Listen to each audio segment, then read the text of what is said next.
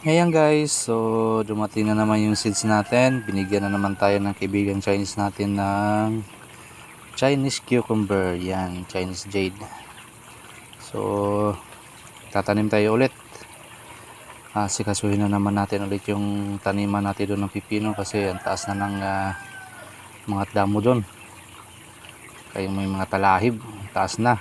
So kailangan na natin yung linisan para after 15 days matransfer natin to. Kukuha na ipupunla to natin ngayon.